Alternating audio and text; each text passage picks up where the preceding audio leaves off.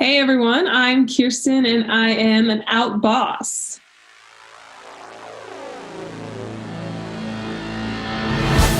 Hello, Out Bosses. Rhodes Perry here, and welcome to this week's episode of The Out Entrepreneur, a weekly podcast where I get to interview today's most inspiring LGBTQ bosses crushing it in business. On this week's episode, we are welcoming Kirsten Beverley-Waters to our show. So Kirsten, welcome. It's exciting to have you here. Thank you so much for having me. So remind me, where are you joining us from? So I'm in Old Orchard Beach, Maine, which is about 20 minutes south of Portland, Maine. Whoa, very cool. Well, I'm in the other Portland in Oregon, so it's very nice to have this kind of bi-coastal conversation, which is very fun. So yay, Zoom. So for folks that aren't super familiar with Kirsten, she is a yoga medicine instructor and the founder of Aiiro Wellness. She is also a fitness coach, an LGBTQIA plus motivational speaker, and author. Her new book, Struggle Guru, dives deep into an exploration of personal experience in order to show that our individual struggles are the key to unlocking our life's purpose. Kirsten's life work is devoted to helping others cultivate their inner warrior and strengthen their resolve. So today we're going to be talking a little bit about Kirsten's book, Struggle Guru, to discuss how our personal struggles may just be the key we've been looking for to unleash our life's purpose. I love it. So Kirsten, can you kick us off and, thinking about all of those lived experiences that you've had, what was the lived experience that led to writing your book, The Struggle Guru? Why did you write it and what do you hope to accomplish with the book? So Struggle Guru is a culmination of life experiences. And I believe that just like coming out, there came a point when I knew I needed to. The book also had its own coming out. I was actually sitting in a meditation and had kind of been working through a rather dark time in my business and in working as a yoga teacher. I teach at many studios, and some of the studios I was working at, I really realized that I was constantly altering myself. I was still muting myself as an out teacher. And so I felt like I was constantly trying to conform. And it was really creating this internal struggle that was pulling on my heartstrings. And so I kept coming back to nature and nature walks, nature meditation. And I was sitting in a meditation one day and I thought maybe 15 minutes had gone by and it had actually been 3 hours. Wow. And in that time, all of these words came flooding to me and just this unshakable necessity to write these words down. And so I knew it was the right time. So that was the birth of Struggle Guru itself. But the experiences that are contained within it come from coaching, teaching, mentoring others, as well as my personal struggles, and bringing them in a way that help people see that our story is impactful and that our struggles are ultimately influencing our biology. So it's influencing the way we breathe, we move, we interact, and we connect. And when we can connect to these stories and share these stories of struggle, we expand the language and expand our ability to transform that struggle into our life's work and purpose and transform other people's lives. When you were sharing that story, which is so powerful, I was just thinking cosmic download, right? Like there is, sometimes like you can channel, like I remember reading about Tesla channeling, something greater of like coming up with all of the inventions that he did. So, like there's a little divine, like higher self going on. I don't know. There's a little Absolutely. Portland. No, I agree completely. Yes, that's so cool, right? So just kind of like quieting down enough to like, connect with what's going on in your brain and, thinking about how you relate to the world and what your own experiences, how they can help other people. Right. And I think that sometimes that's hard for people, when they feel that push to write something, knowing that they have a book in them, but, maybe some of the imposter complex of like, am I the one to write this? So did you feel that when you were, you had this download, you saw the words, you wrote them all down, but did you ever experience a moment of like, I'm about to publish this, is this going to help someone? Or walk us through that. How did you work through it if that popped up for you? Yes, I did absolutely have that experience. And actually in the book, I discuss imposter syndrome and struggling with that, not just in writing the book, but in ever feeling like I could be an expert in anything, or that my experiences or worth is ever enough, right? So we all go through these imposter syndromes. And there was a lot of struggle in the letting go of, once the words are on the page, putting it out into the world, because it's a very vulnerable piece. I mean, these stories are my personal experiences, and they are experiences that I chose specifically because I know that they share such a common thread among people that I've taught and coached and I talk to. And it's so hard if people don't like the book to be like, well, how do I separate their dislike for the book as the book, not me, that they dislike? And so that level of vulnerability, again, I feel like it parallels so much in the experience in the LGBTQ community, this vulnerability, like you have this confidence to be out and to be who you are, but then there's this little voice in the back of your mind saying, but how will this be received? And in the book, I talk about speaking to your authentic voice, and to be authentic to ourselves is not a hashtag. It's not pretty. It's not glamorous and glossy. It's gritty. It's hard. It's muddy. But the beauty is when we can no longer suppress this feeling, and we know that what we have the potential to lose is still not worth concealing who we are. We know it's the right time.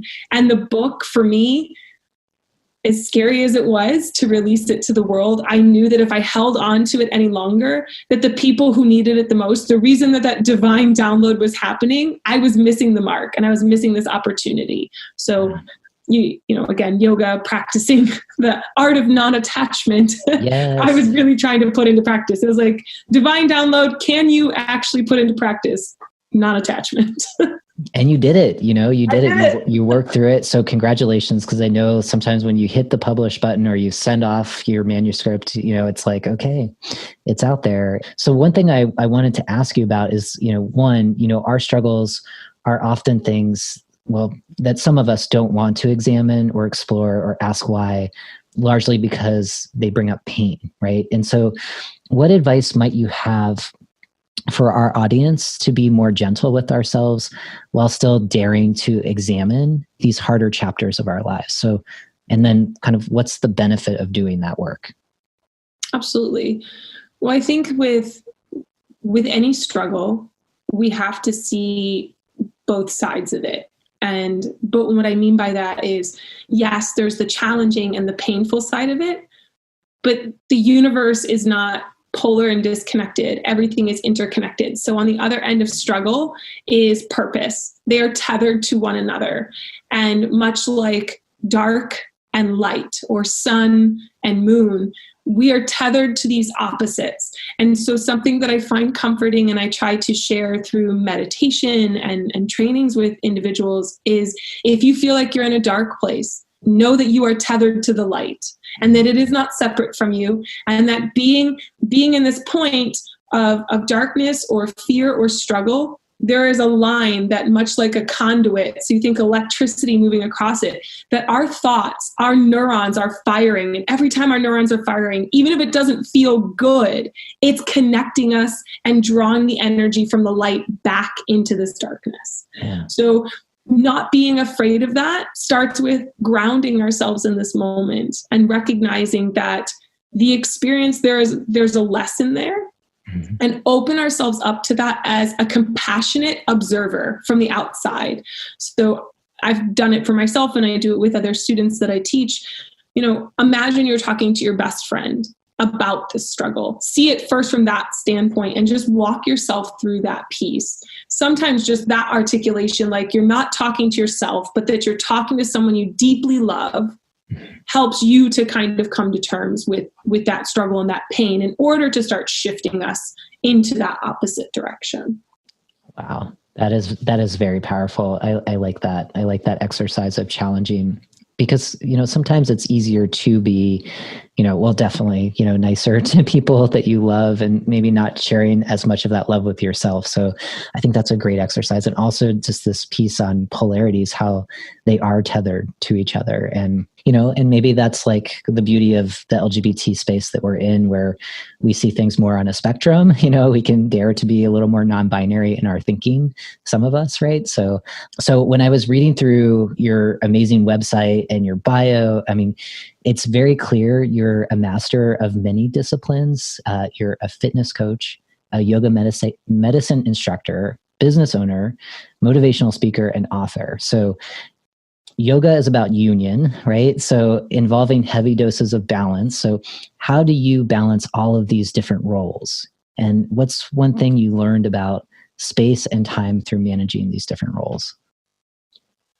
So I think the first piece is, for someone observing on the outside, it does seem like a lot of different roles, but all of them are connected back to service to others. So I know for myself that my purpose in my business, in my life, is to serve others. And so it takes on different modalities.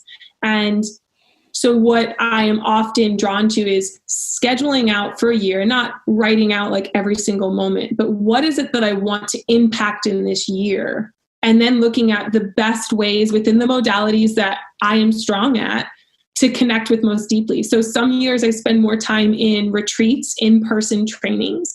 Other times, this year, obviously I'm not out and about traveling, but spending more time then with online connections and deep trainings through the book or through meditation and personal one-on-one coaching and speaking to schools and writing programs, like diving deep into these pieces. So creating a framework for the year to move the purpose in the direction and then that I'm looking for, and then use those modalities to really complement it, is how I create that balance. And also it gives me flexibility to change each year versus saying like, I must do 4 talks a year and produce so many books and do so much of this. This is how I want to impact the world. And part of that comes from observation of my community. I really try to look at what my community needs, what's happening in the world, and being really connected to the world so that I can better tune the process, the programs, the training, the teaching to what people need rather than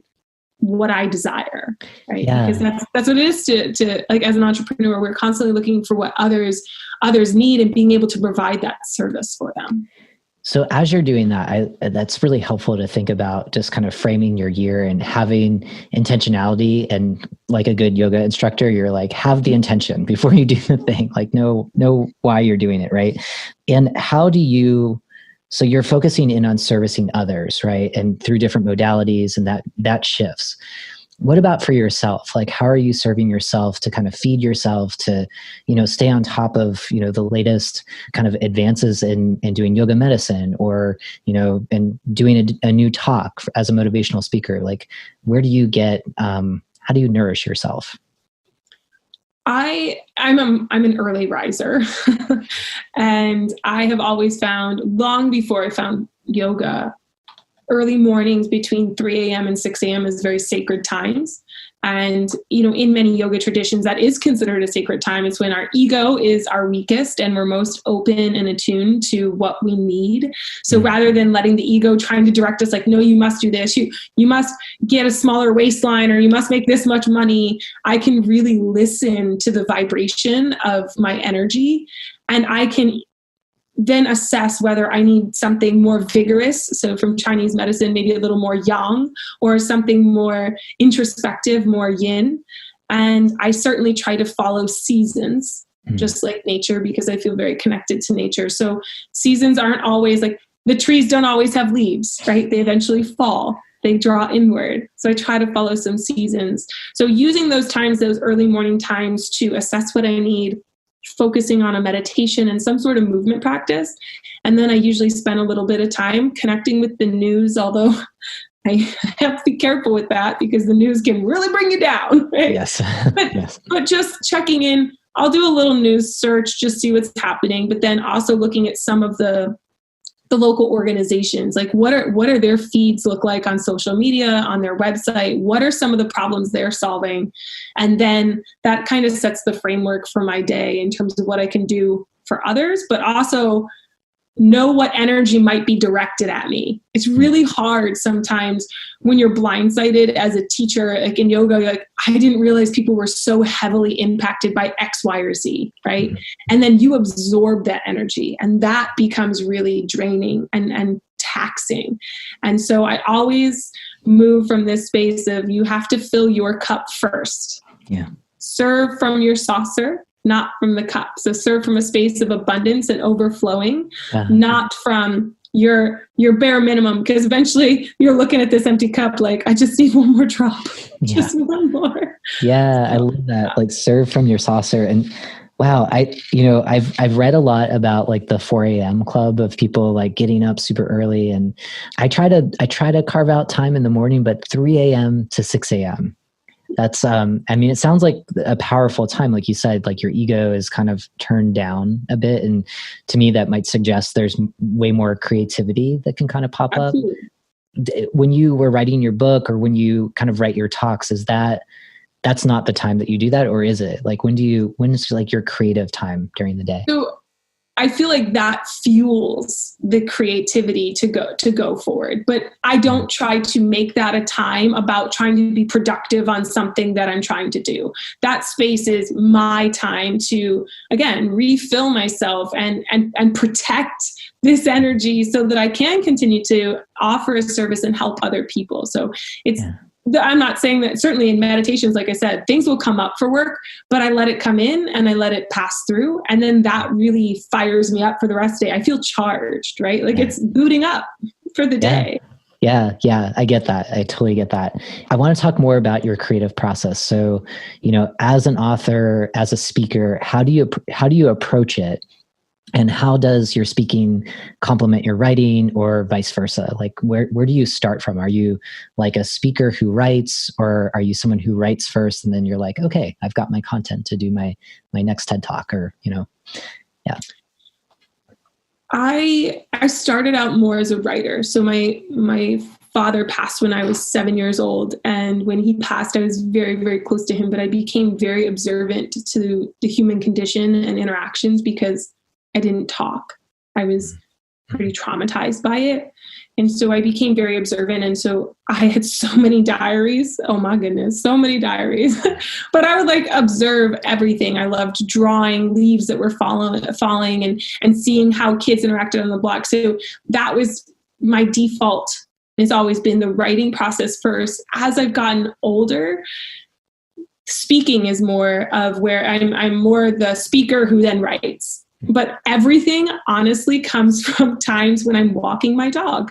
So when I'm walking my dog, I actually have my phone on record, and I am just talking. I'm just talking to, and sometimes it's a very weird process. But when I talk through it, when I'm in nature, I feel most connected to myself, because we are nature, right? Like we are made of the same components that are making the trees and the dirt and the earth. And so when I'm walking in nature, I feel most connected to myself, and I feel like that voice starts to just rise up and this truth comes out. Some of my best practices that I write for yoga, or my best runs and running plans that I've created for myself, have come from these walks, these simple times of letting the energy naturally happen. And when I do write, I have to write in a journal. I can't do it on a computer. I don't, like, the pen to the paper is like that, the feel. Just like I love books. I love that we have electronic devices to read books, but I love the feel of the book, the texture, the smell, the experience. Like I'm just drawn in by all of that. And that inspires me so much. Yeah. There's a different feeling, right? Like I notice it more like in taking notes, where I retain so much more if I'm writing in like a moleskin journal or something like that. And the fact that you're doing all of your writing for your book, by hand. Wow. I feel like when I was younger, I was like, I'm never gonna be that person that's creating like in a Word document. But I don't know, somehow time passed and then I turned into, we change. I give myself room for change, but that's incredible that you do that. Do you then like transcribe it yourself? Like, wow. Yeah. Okay. Well, and you know what? There's actually a new device that I saw that I've played around with, which actually feels like a notebook, but it transcribes it, then that immediately goes to the computer. Okay. So I'm thinking I may transition to that because it would take a little less time. But honestly, from the time taking it from the page to the computer, also gives me a chance to rework the words. So I can go back through it and start fine tuning and editing and moving things out. So, I mean, that's part of the process anyway. So I feel like I do that much better when I'm transcribing it from the pages to the keyboard.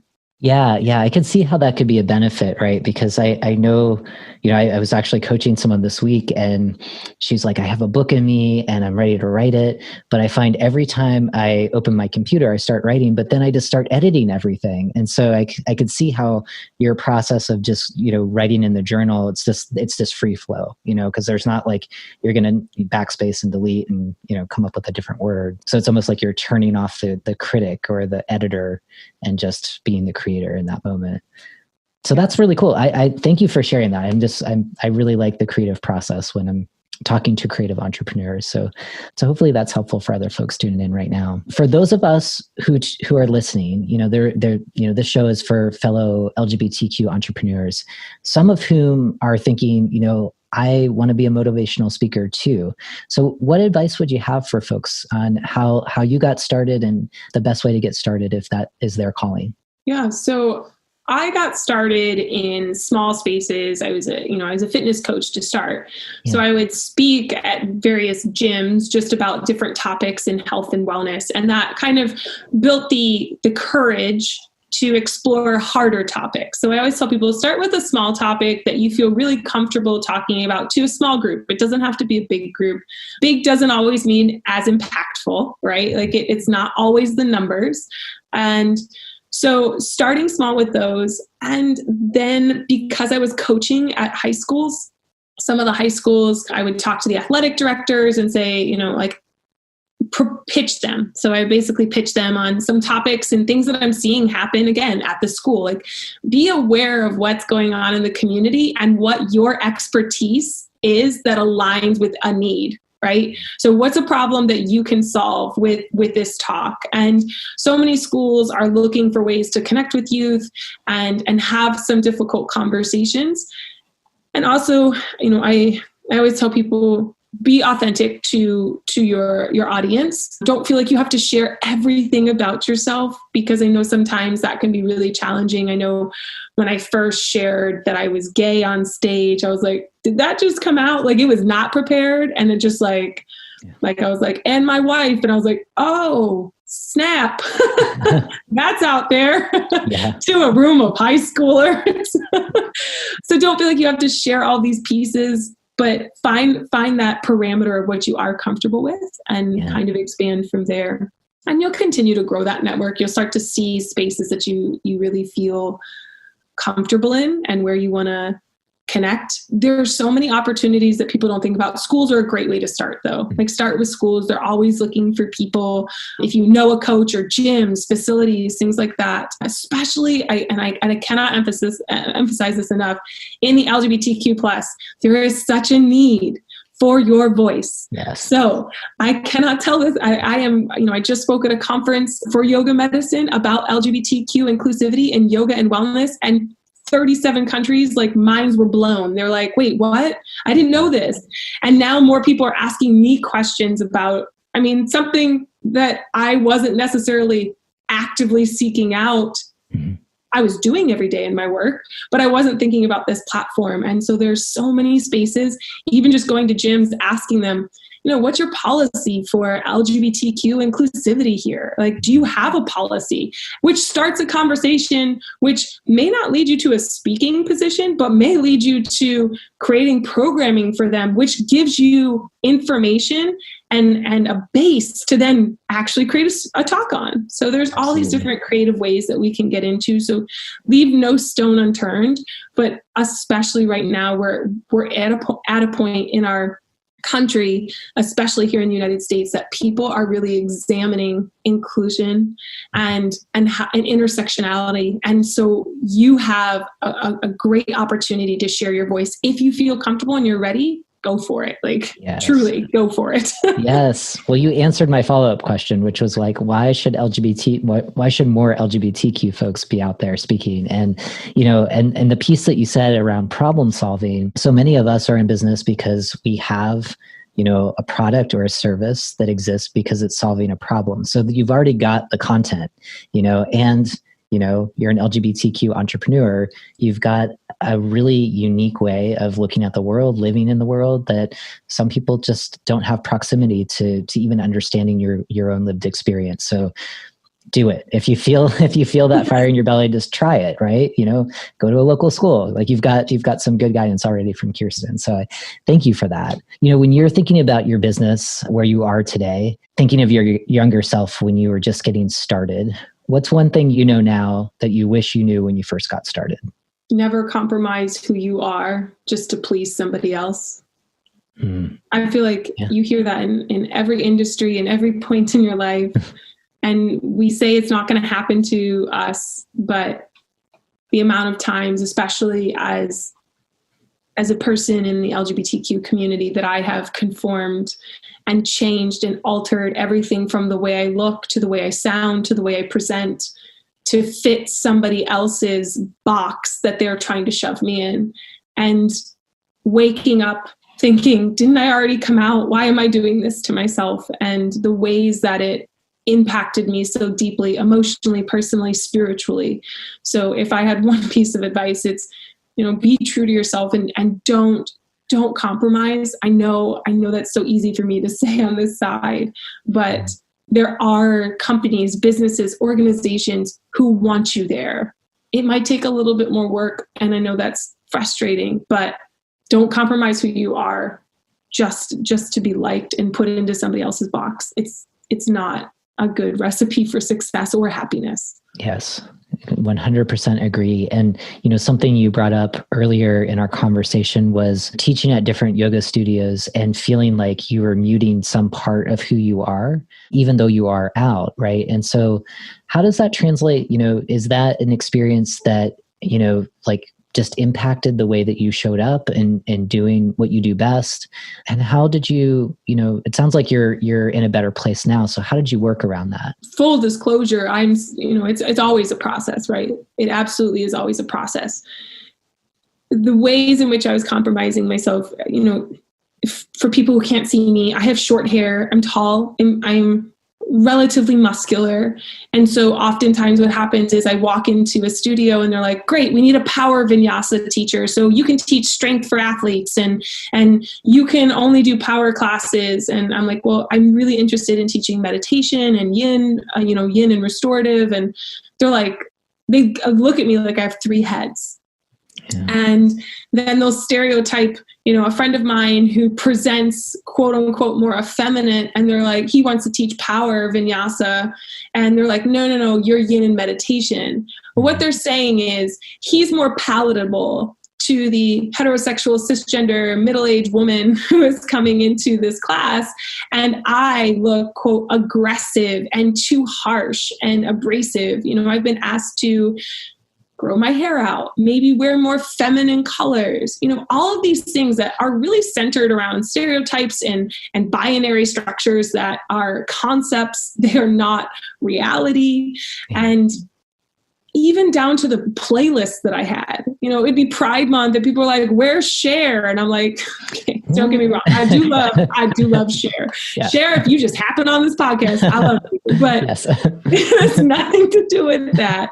But just the stereotype, or where's Melissa Etheridge? Yeah. What? So it's so hard to combat that. And it wasn't until I started using my voice, having conversations with studio managers, having conversations with other teachers. And that actually is where my work now is focused, is helping other studios and gyms and wellness spaces take a look at their structures and say, this isn't inclusive. And you say you're non-judgmental or you're here for everyone, but you're not really here for everyone. So the confidence comes with continuing to come back to that authentic voice and standing up for myself. But there are ways that we don't even realize that we are subtly compromising ourselves to fit the quote unquote norms that have been put on us, not ever including us in the conversation. Right. I'm really grateful for the work that you're doing in fitness spaces and yoga spaces in particular. I practice yoga regularly, and as a trans person, it's just like so interesting, like the subtle things that you've just named of how kind of gender norms show up in a space that's like, we're all just in like frumpy clothes on a yoga mat, moving our bodies, and we're all moving our bodies in different ways because we all have super different bodies. So like, why are we like separating people into zeros and ones? But people don't know what they don't know until, like you said, like you're using your voice just to say, time out. Like, this is what I'm good at. Like I'm really good at teaching meditation and yin, and and it's good for diversity to see different people in the front of the room leading it, to show other people like you can do lots of different forms of yoga. It's still yoga or meditation.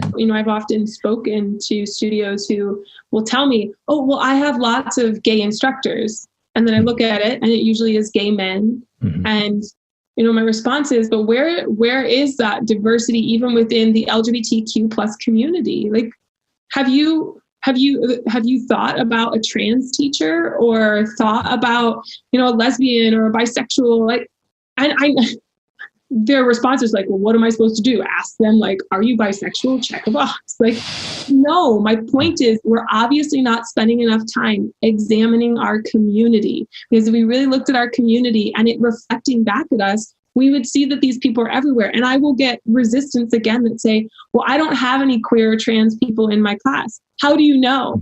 Mm-hmm. I'm assuming that you're basing this on a stereotype. Yeah. Right? You are assuming that you'll be able to check and be like, yeah, that person's definitely a lesbian. That person's definitely trans. Like, it's not that simple, but that's what people fall into. And that's part of the conversation that I feel really grateful and fortunate that more people are willing to have, so that we can start to expand that visual. Because especially in yoga, when you say namaste, you're saying the light in me honors the light in you. Ultimately, I'm saying I see you because I see me in you, and we are connected. It goes back to being tethered. We are not separate. We are one. And you cannot, in good conscience, say namaste in a class where you are consistently excluding people, even if it is an unconscious bias. Yes. You have to come back and examine it. That's part of yoga. That's part of action. Yoga in action is examining these things, examining our bias in our unconscious spaces, and always pushing that boundary. That's the boundary of edge and ease. We all like to stay in the easy spot. Our poses that are favorite. We don't like to push up against the things that are hard. And so many studios are missing that the hard part is not what's happening on the mat. It's the intake forms. It's the mommy and me class that is excluding the trans dad. It's the stereotypical music, or putting gay men into only teaching yin and meditation, and lesbian women only into teaching power vinyasa. It's all of these constructs. It's telling people that in a dress code policy, men wear this, women wear that. Men and women is not synonymous also with male and female. And these are things that we're not even looking at. Like, you are falling into a binary system that is excluding a beautiful part of your community that could expand our ability to truly reach and touch people on levels we didn't even know possible. And you're doing it without even realizing it a lot of times. And those who are realizing it, I have great hopes that they're starting to take strides to change that. Absolutely. Absolutely. I'm just thinking, I found, about 10 years ago, I really got into doing yoga, and it was one of those experiences being trans where it was like, oh, I'm like at home in my body, and this feels really good. In the spaces I was in, it's just like, I was more under the radar of like, I don't want to, this is the last space that I want to educate people about, like LGBT, anything trans stuff in particular. But it's, those little things that would pop up, and it's like, I'm just going to let this go. So, again, like, I'm just really grateful for what you're doing in those spaces, because the studio that I practice at now we're all virtual, but, they've consistently done, different Pride events, throughout the month of June. Obviously we want to do this year round, but just the visibility of the different teachers that are out.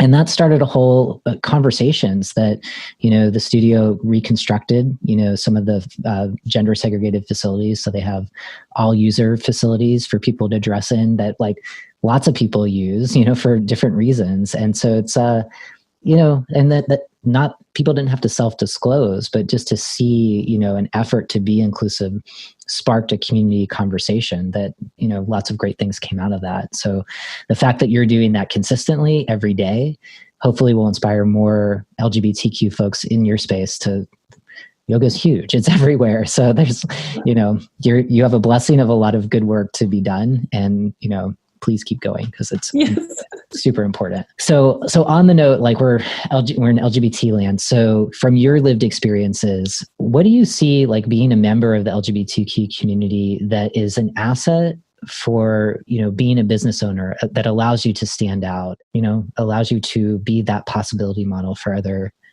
folks in our rainbow family? I think that within the community, the first piece is just representation, letting people know that you can be happy, healthy, and successful as a business person, and know that that is a possibility for you. It doesn't matter who you are, right? There is space for you. And sometimes you have to make the space. You got to nudge, use your elbows, squeeze into some tight spaces sometimes. But that representation, I think, is the first piece within the community that people can start to see. Yeah. Absolutely. And it's that act of moving forward and just saying who you are. And sometimes that is scary.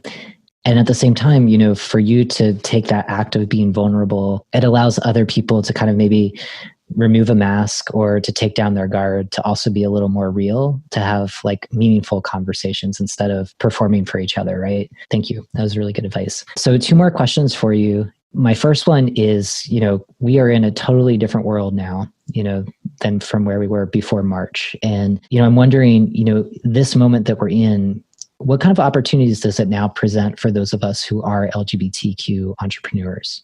I think for any entrepreneur, it forces us to get more creative. But I think an advantage within the LGBTQ community is that we are always challenged to be more creative. Yeah. And so we sort of have this leg up that we're always trying to find these hidden spaces. And for many of us, we've been online or we're connecting with online communities because maybe where we live isn't a safe space for us, and there isn't a lot of places for us to be out. So we connect with a deeper community online. So that opens doors of opportunity to say, okay, well, I've been building this community that I've connected with in this platform or this platform, and I could really create a space for all of us in my own platform and be able to take from that and connect with that. And I do feel like there's so many more of us that are connecting online within the community as entrepreneurs and business people, that we're trying to help each other. Like I've seen, unlike some areas, some groups, I don't really know how you want to categorize groups, but within the LGBTQ community, I've seen so many people wanting to see us succeed, right? Like, so, I have friends all over the world, and it's like, oh, well, maybe I could help you with this. Like, I could do a meditation for your group that you're doing over here. Like, could you help me with this business plan that I'm working on over here? Because that's your expertise. And we're growing that network. So, just keep those creative juices going and think about, again, like what is it that you have to offer? Because I promise you, there are so many people in this world, right? Like there is a group that is looking for you and waiting for you. And right now, more than ever, people are cooped up and searching online, and they just might stumble on your website. And you might just start with one program, that's one thing that you really hone in on and you're really great at. And people connect with that and move forward with it. And it grows into something like you never knew. And then that may become a brick and mortar and something else. But just continue to explore. There's so much happening right now. And we are creative people, so I know we can do it. I love it. And it goes back to what you were saying around problem solving. There's a whole new set of problems, right? And if you have ideas, at least trying to solve them, you might pique the interest of, many people that are like, oh, you're doing this thing. I want to follow what you're doing. And also that piece of like, maybe it's one thing you start with, one offering, and it's the focus, right? Like, finish one course until successful and, keep building. And definitely we're here, this community is here to lift up each other because it's the rising tide that lifts all boats. And that's the beauty of, I think, our rainbow family business community. So love that. Really good advice. So last piece of advice for those folks thinking about getting started? So next generation of LGBTQ entrepreneurs, what's maybe one thing you would share just to encourage people to, take that first step or that first move in that direction? I think that the first step is taking a really vulnerable and honest inventory of who you are and what you are purposeful towards. And I don't want to say passionate. I know we say a lot of times, like, follow your passion. Passion fizzles, right? Like it sways. So we find the thing that we are purposeful behind. And we can only do that when we really take a solid inventory. And in the book, I discuss creating your compass. And our compass, our north is our true self, our essence that is really limitless. Okay, it's the essence of our being. It takes no shape, no form. It's within this vessel that we call a body on this earth in this moment. That is anchored to our spiritual south, which is our, you don't have to have a religious belief, but you have convictions. You have strong beliefs towards things. That anchors it, right? They are tethered to each other. Our eastern compass point is our experiences, the communities we connect with, the things we're reading online, the books we're reading, the podcasts we're listening to. It all creates our experiences, which creates our Western wisdom. And these are things, our wisdom starts to become that point that helps really move this compass for us to find out where we're going as an entrepreneur. So if you feel like, I don't know where to go, you start with this compass of looking at these 4 points and recognizing that you always have the ability to adjust your compass and change it at any time. And you may have many facets and layers to what your entrepreneurial experience and journey looks like. Embrace it. That is life, right? But start with taking a solid inventory that's going to lead you into that first step towards starting your business and starting out on your own. Wow. Okay. So taking stock of where you're at and being realistic and, be honest and then be gentle with yourself with the process that it's going to take to move from where you are to where you want to be. And I think that's fantastic advice. And I have loved this interview. So thank you for your time, Kirsten. Where can we find you? Where's like the one best place that you would love for our listeners to go check out right now online? The easiest way to connect with me is on my website. So it's kbwaters.com. So it's kbwaters.com. Pretty simple there. You can connect with me on social media. Email comes directly to me. Information about the book is on there. Coaching, everything else. So I hope we'll connect through there. If nothing else, just send me a message on there that says, hello, that you heard it, you connected. I'd love to meet more people. Right on. So, and we will include your website in our show notes, along with some other cool things, as well as where to find your book. So I encourage people to check out The Struggle Guru. I think it's a great read, and I think it's going to help many of us kind of take stock of different struggles that we've lived through and see them as sources of power and to get more clear on what our life purpose is. So thank you, Kirsten. This was really great. And for everyone who's tuned in today, it's always a privilege to have you in our community, have your attention, to share so generously your ability to listen and absorb all of this awesome knowledge. So thank you. And every Tuesday, we're going to keep coming back at you. So be sure to subscribe, download, share the show with a friend or a loved one if it's going to help them in their LGBTQ business pursuits. And as always, keep showing up as authentically as you want in your work. And I'll talk with you soon. Thanks.